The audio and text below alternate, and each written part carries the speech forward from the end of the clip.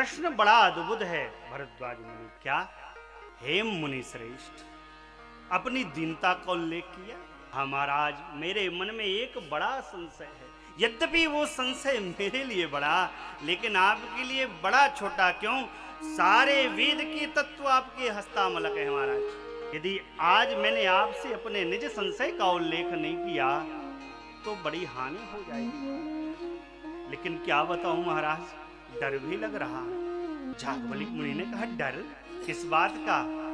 हे महाराज, कहीं आप यह ना समझ लें भरद्वाज मेरा परीक्षण लेना चाह रहा। लेकिन महाराज, संतों ने ऐसी मर्यादा को बताया, वेद पुराण ने भी उल्लेखित किया कि जो जीव अपने गुरु से श्रेष्ठ से दुराव करे, छिपाव करे, वह व्यक्ति विमल विवेक को प्राप्त नहीं कर सकता।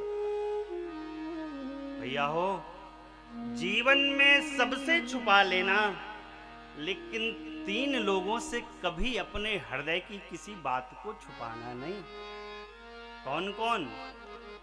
एक तो स्वयं मेरे भगवान। भगवान को हमारी हर बात का पता होता ही है, तो उनके सन्मुख अपनी बात कहने में कैसी शर्म, कैसी लज्जा। दूसरा, जिन माता पिता ने हमको जन्म दिया उनसे कभी छिपाव नहीं करना चाहिए। और तीसरा, जिन गुरु ने हमको ज्ञान प्रदान किया, जगत का प्रकाश दिया, ऐसे गुरुदेव से भी कोई बात छिपानी नहीं चाहिए। कई लोग गुरुजी से पहले तो गुरु मंत्र लेते हैं, फिर गुरुजी का ही माला पहनाने लगते हैं ना। गुरु साहब तत्व है। कई लोग कहते हैं महाराज हमको गुरु बनाना, गुरु बनाना। अरे कोई समोसा है क्या गुरुजी आप बना लेंगे? कोई पूड़ी है क्या? गुरुजी ना बनाइए, शिष्य बनिए। किसी श्रेष्ठ महापुरुष के सानिध्य का वर्णन करिए।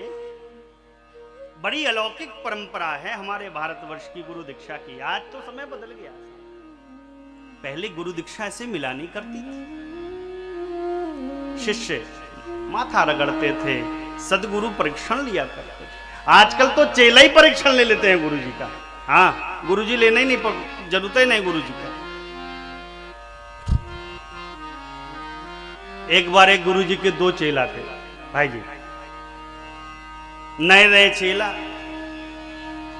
गुरुजी की खूब सेवा की, गुरुजी की खूब सा। गुरुजी बड़े प्रसन्न, अरे बड़े प्रिय चेला बन गए साहब। लेकिन चेला तो प्रिय थे, लेकिन काम चोर थे दोनों। हाँ। एक बार गुरुजी बैठे पूजन के लिए चौकी पर आसन लगाकर, तो गुरुजी ने कहा चेलाओं से कि भैया हो, बाबू शालिग्राम भगवान का पूजन करना है, इसलिए तुलसी दल ले आइए।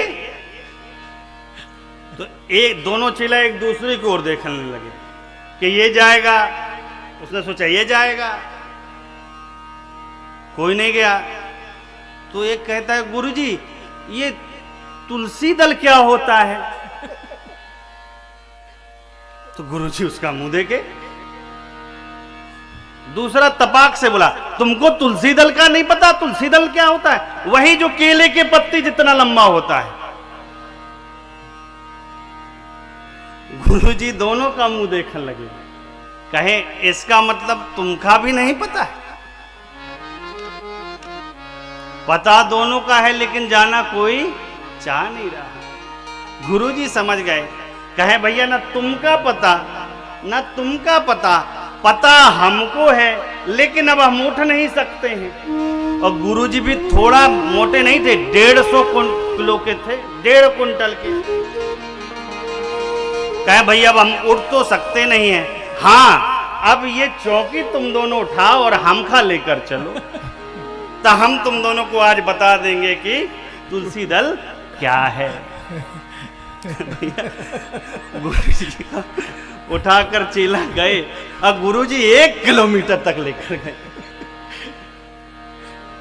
चेला तुलसी दल नहीं भूला।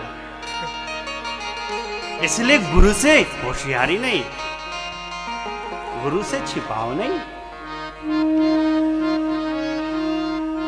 प्रश्न बड़ा दिव्य। राम कवन प्रभु पूछूं तो ही,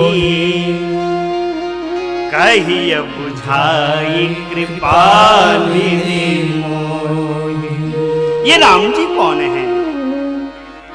हे कृपा के भंडार, मुझे समझाकर बुझाकर कहिएगा, मेरे मोह का हरण कर लीजिएगा।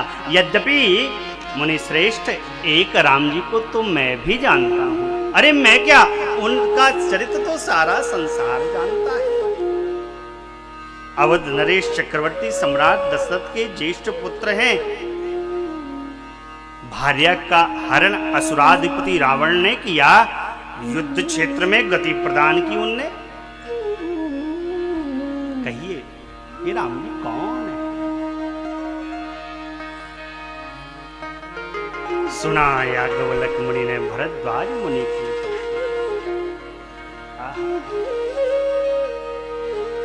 याज्ञवल्क्य बोले मुस्काई,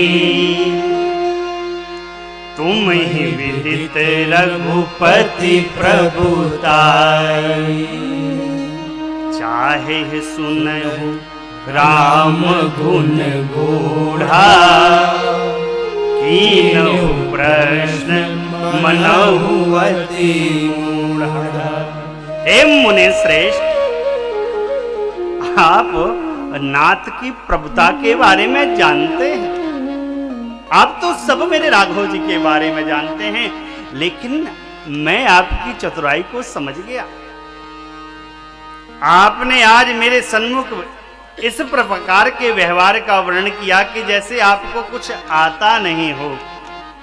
लेकिन इस प्रकार का व्यवहार आपने क्यों किया?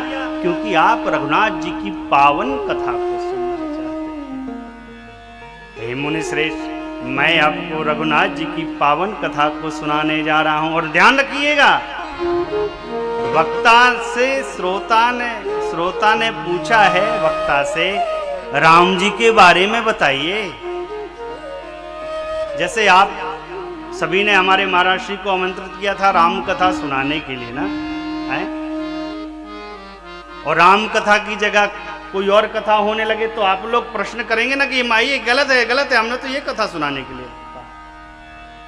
लेकिन इधर देखिए, राम जी के बारे में पूछा गया, लेकिन याज्ञवल्क्य मुनि ने भरद्वाज मुनि को पहले शिव कथा सुनाई। क्यों?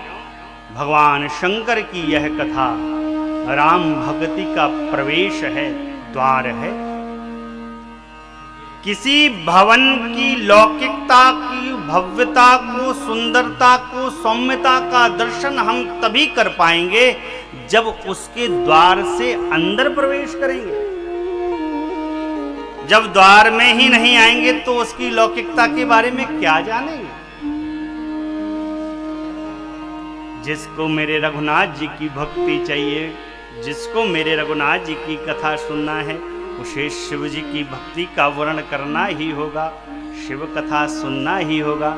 ले चले हैं साहब याज्ञवल्क्य मुनि भरद्वाज मुनि को त्रेता युग की ओर। गोस्वामी जी का प्रबंध है।